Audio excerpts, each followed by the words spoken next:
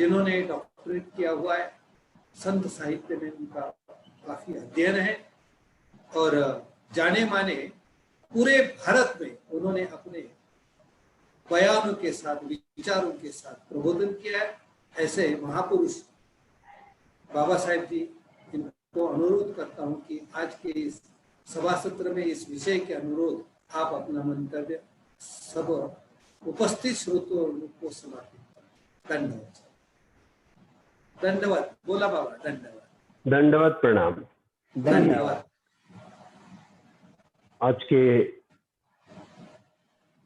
साहित्य सम्मेलन के अध्यक्ष श्रद्धेय पूजनीय परम आदरणीय बाबा जी एवं उपस्थित सभी वक्ता और श्रोता को मैं शतशः प्रणाम करता हूं।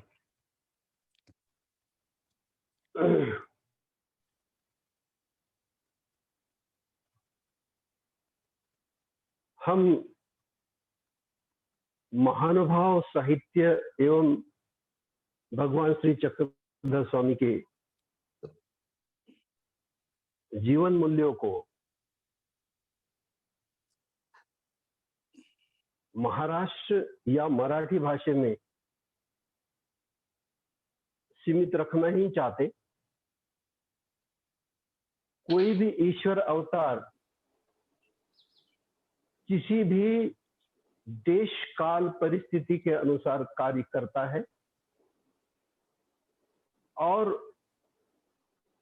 यदि उस प्रसंग में देश काल परिस्थिति भाषा वह रखी गई हो तो आज की परिस्थिति में वही भाषा, वही देश, वही परिस्थिति हमारे सामने नहीं।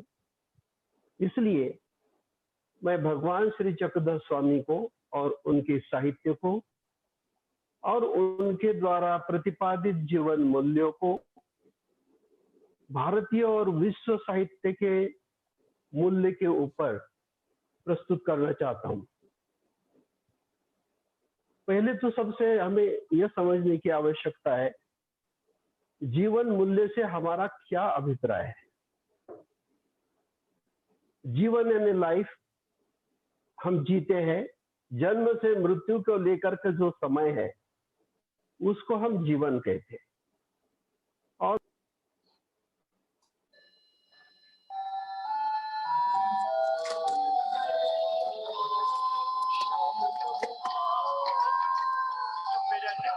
हमारे सामने अब ये प्रश्न है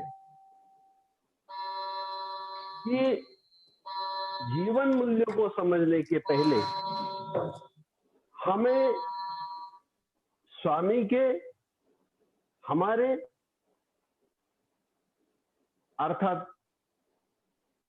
जो उसमें आधार आधेय है, अपने जीवन को सार्थक बनाना चाहता है, उन सभी के मूल्य यानी विनिमय, मूल्य यानी कीमत, आदान प्रदान का भाव। तो स्वामी और तत्कालीन जो प्रजा है, तत्कालीन जो लोग हैं, उनकी समस्याओं के भीतर स्वामी ने कौन से जीवन मूल्यों को प्रस्तुत किया है, यह हमारा उद्देश्य होना चाहिए। मैं एक छोटी सी कथा से इस बात को स्पष्ट करना चाहता हूं। एक आदमी आदिवासी जंगल में रहता है। जब वो जनसंपर्क में आता है तो उसको विनिमय का साधन चाहिए होता है, इसलिए वो वहां की लकड़ी जलाता है और कोयले जाकर के बाजार में बेचता है। एक दिन बारिश हुई, लकड़ी जलाना संभव नहीं हुआ, तो वो व्यक्ति लकड़ी तोड़ करके बाजार में ले गया। जब बाजार में ले गया तो वो लकड़ी थी चंदन की, लेकिन उसे पता नहीं था कि चंदन क्या होता है और नीम क्या होता है, बबूल क्या होता है। उसे तो लकड़ी यानी लकड़ी। तो लोग देखते हैं तो उसके बहुत मूल्य देते हैं। वो कहता है कि ये कोयले से बहुत ज्यादा मूल्य दे रहे हैं लोग, क्या बात है। उसने लोगों को पूछा कि ये इतना महंगा क्यों है। तो लोगों ने कहा कि भैया जो आप लकड़ी ला रहे हो वो चंदन की लकड़ी है, और चंदन बहुत सुगंधी होती है। लोग इसको पूजा में भी इस्तेमाल करते हैं और सुगंधित वस्तुएं बनाने में भी इसका प्रयोग होता है, इसलिए ये महंगा है। तो उसको उस लकड़ी का मूल्य पता चला। जब उसको मूल्य पता चला तो एक विनिमय का अच्छा साधन उसके पास आया और उसने उसका प्रयोग अपने जीवन में किया। इसी प्रकार एक बच्चा अपने दादाजी के पास जाता है और पूछता है, बाबा जीवन का मूल्य क्या है? उन्होंने सोचा कि इसको जीवन का मूल्य इतने छोटे से बच्चों को मैं क्या समझाऊं। उन्होंने तिजोरी में से एक पत्थर लाया और उस बच्चे को दिया, बच्चे के हाथ में, और कहा, बेटा जाओ बाजार में इसका मूल्य पता करना, लेकिन पता करते हुए इसको बेचना मत। वो बच्चा जाता है बाजार में। बाजार में जाकर के पहले तो एक फल वाला उसे दिखाई देता है, उसे पूछता है कि बाबा ये मेरे पास एक पत्थर है, इसका क्या मूल्य हो सकता है? उसने कहा, बेटा मैं तो इसके बारे में आपको 1 दर्जन संतरे दे सकता हूं, तो दे दूं आपको 1 संतरे? तो उनका नहीं, मुझे संतरे खरीदने नहीं है, मुझे तो इस पत्थर का मूल्य जानना था। फिर वो आगे जाता है तो आगे एक सब्जी वाला दिखाई देता है। वो सब्जी वाले के पास जाते हैं, उसको पत्थर दिखाता है और कहता है कि भैया इसका क्या मूल्य हो सकता है? तो उसने कहा कि भैया ऐसा है, इसके बदले में मैं आपको 1 बोरी आलू दे सकता हूं। वहां से निकलता है, तीसरे व्यक्ति के पास जाता है। वो तीसरा व्यक्ति स्वर्णकार होता है, सोना चांदी का व्यापारी होता है। वो सोने चांदी के व्यापारी के पास जाकर के उस पत्थर को दिखाता है। वो उसे बहुत ध्यान से देखता है, फिर ग्लास निकालता है, ग्लास से देखता है कि ये बहुमूल्य हीरा इसके पास कहां से आ गया। उसने कहा, बेटा ये कहां से लाए हो?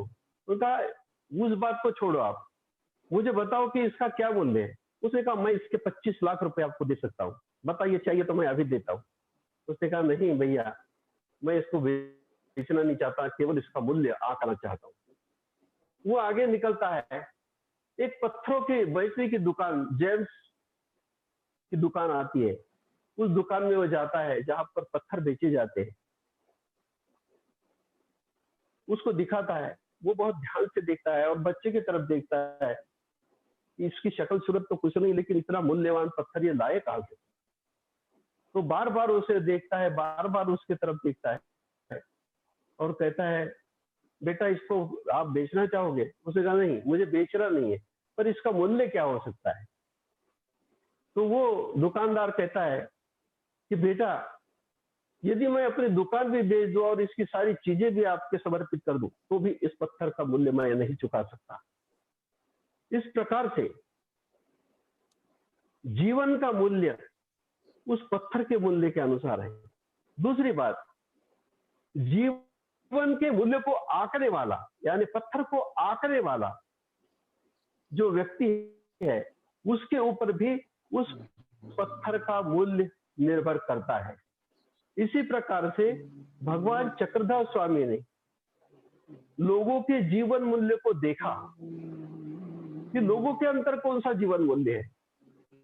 सब कथन से पहले ही स्वामी बताते हैं कि प्रपंच जड़ है, यह मेरा तत्वज्ञान सुनने लायक नहीं है, उसके अब वो मोक्ष के योग्य नहीं है। एक जीव है जिसको बंध से मुक्त किया जा सकता है, इसके अंदर ये योग्यता है। तो वो जो योग्यता है वो केवल परमेश्वर देखता है, न तो प्रपंच वहां देख सकता है, न देवता नित्य बद्धा और जीव बंध मुक्त। यह स्वामी का वाक्य है। तो वहां पर भगवान चक्रधर स्वामी उस जीव के मूल्य को आंकते हैं, उसकी योग्यता देखते हैं और सोचते हैं कि एक ईश्वर द्वारा प्रदत्त मूल्य को ये जीव ही जान सकता है और इसका पूरा पूरा लाभ ही उठा सकता है। इसलिए यदि मैं अपने जीवन के मूल्य इसको बताऊं तो ये इसे स्वीकार करेगा और अपना आत्म उद्धार करेगा। अपने आत्म उद्धार के लिए जीवन में कुछ मूल्यों की आवश्यकता है, उसके अतिरिक्त कोई भी आपके जीवन का क्या मूल्य हो सकता है वो नहीं आ सकता। इसलिए परमात्मा ने जीव को अपने बहुमूल्य रत्न जो है, बहुमूल्य सूत्र जो है अर्पण किए हैं। और भगवान द्वारा प्रदत्त जो सूत्र है, उन सूत्रों के बारे में तो मैं एक ही बात बताता हूं कि सूत्र ये टेलीग्राफिक है। जैसे हम टेलीग्राम करने जाते हैं तो उसमें कम से कम शब्दों का इस्तेमाल करते हैं, और वो कम से कम सूत्र, कम से कम शब्द, कम से कम वर्ण इतना बड़ा अर्थ प्रकट करते हैं कि पूरा संसार उसको देख के दंग रह जाता है। पूरा संसार अपने जीवन में उसको उतारता है, तब भी वो जीवन मूल्य वैसे की वैसे ही रहते हैं। उसको कहते हैं जीवन मूल्य। तो वो सूत्र भगवान का यदि एक वर्ष शब्द का अर्थ किया जाए तो कई कई पेज से स्पष्ट हो सकता है। वो सूत्र रूप में भगवान चक्रधर स्वामी ने हम लोगों के लिए दिया है। उसमें एक बहुमूल्य सूत्र है कि जीव किस प्रकार से मुक्त हो सकता है। जीव मुक्त होने के लिए उसके पास कौन से गुण होना चाहिए। तो मूल्यों का अर्थ यहां पर मैं कहता हूं कि गुण, जैसे कि मनुष्य का शरीर है वह अष्ट तत्वों से बना हुआ है, पंच महाभूत और 3 गुण। गीता के 8वें अध्याय में भी इसे विस्तार से बताया गया है। पंच महाभूत में पृथ्वी, जल, आप, वायु, आकाश, इस प्रकार से। इसमें से हम देखते हैं कि जल, जैसे कहते कि 70-72% मनुष्य के जीवन में जल का स्थान है, और प्रकट जल भी पृथ्वी में इसी प्रकार से फैला हुआ है। हम देखते हैं कोई व्यक्ति आता है धूप से और उसे कहते हैं कि आप भोजन कर लो, तो कहता है भैया भोजन ने पहले तो हमें पानी पिलाओ। यानी हमारे जीवन में जल का इतना महत्व है कि वो भोजन से पहले जल कहता है कि भैया मुझे जल दीजिए, और जल पी करके उसे बड़ी शांति महसूस होती है।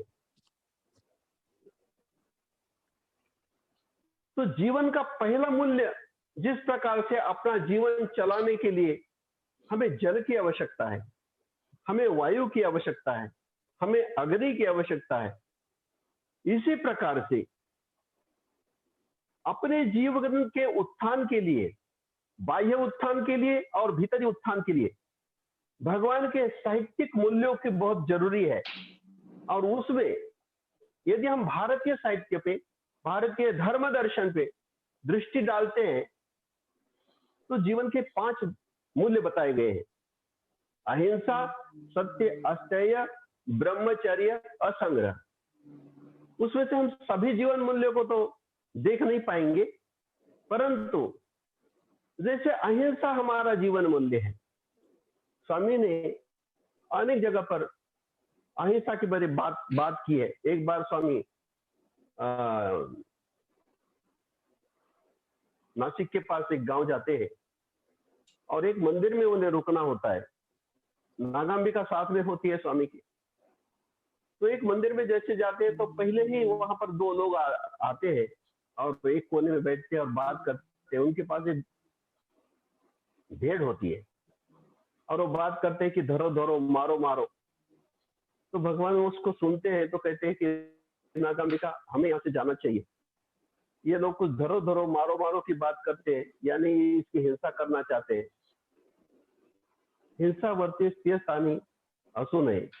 जहां पर हिंसा होती है वहां संत साधक को नहीं रहना चाहिए, इसलिए हम चलते हैं। इसी प्रकार से इसी जीवन मूल्यों को समझाने के लिए भगवान श्री चक्रधर अऊसा को यह जीवन मूल्य बताते हुए, एक बार अऊसा, एक कुत्ता आता है,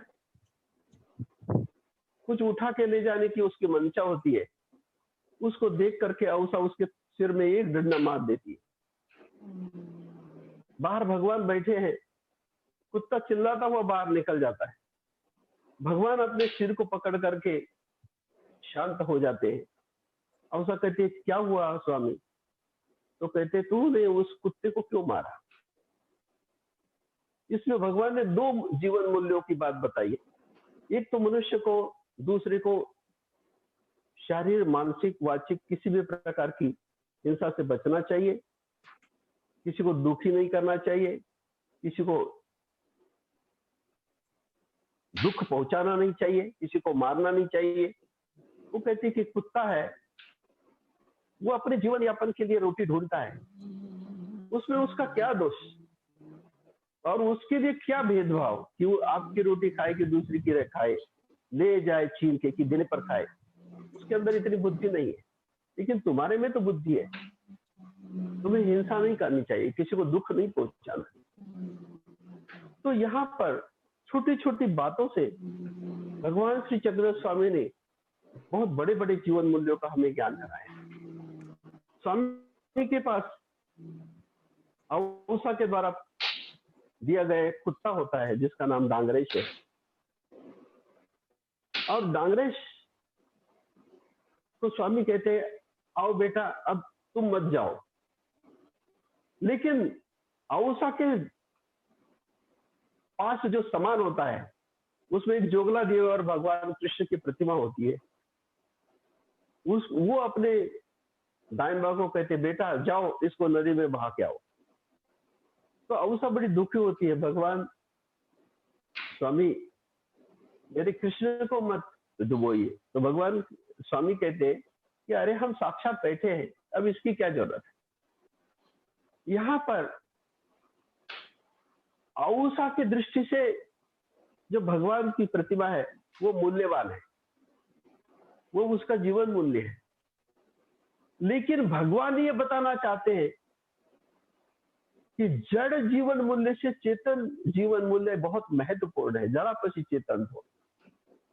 इसलिए तुम्हें ये समझने की आवश्यकता है।